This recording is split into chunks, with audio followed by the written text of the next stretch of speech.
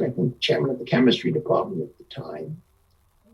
And there was an electrical engineer who I mainly knew personally. He was a postdoc at Caltech and actually lived in our part of town. My memory is I had a kid that took piano lessons with his wife. And so he also supported this. So the three of them, have people from three different departments taken more seriously. And so they lobbied for it. And, I only knew about it because they wrote me a Technion said, congratulations, we give you this honor. Just like I'm now on the board of governors of the Technion, I know that because I got asked if I wanted to be. And that's because some provost there decided looked at people with high citation numbers. And within Israel, is Technion a center of mathematical physics? No. Not really.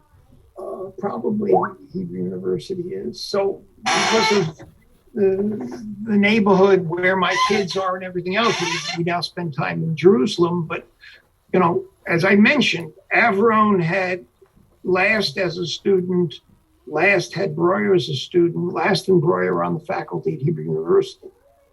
And Agmon, who you heard me mention, who was a central figure in Schrodinger operators, about to have his 100th birthday, yeah. still cooking, still quite lively to talk to. So I would say Jerusalem probably, but there's always been a little bit there. There was occasionally a little bit at Weizmann, and there's been some at Tel Aviv. Probably Technion is after Hebrew University, but Israel is pretty good in mathematics. Physics. Barry, just as a corollary to that, on a personal level, did you and your wife ever toy with the idea of making aliyah?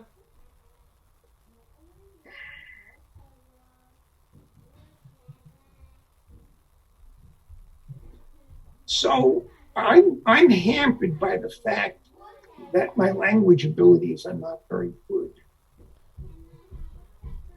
So early on, when I had the offer, when I was promoted, 2 years after I was promoted at Princeton, even though I discouraged offers, I actually got an offer from the IHES, which is an institute outside of Paris.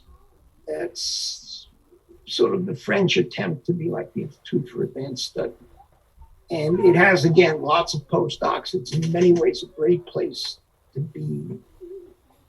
And I had an offer from them, and I decided I didn't want to be where I didn't, my kids were going to grow up speaking French, and I wouldn't be fluent in French. So the language is one issue, but it's clear I would not have the kind of resources, both in terms of postdocs, but also salary and other things in Israel. So no, we never toyed with making aliyah. Although one of the really maddening things, there are several very good mathematical physicists who at various times had an interest in going to Hebrew University before the sort of homegrown ones came along. And their response to them was, well, if we could get Barry Simon, we'd do it. But at least in retirement, you could spend more time there.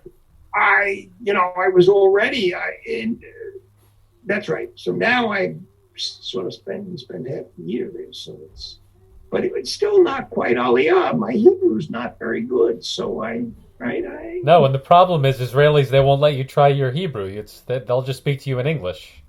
Well, some of them you haven't dealt with, that's certainly true in the academic world. Right.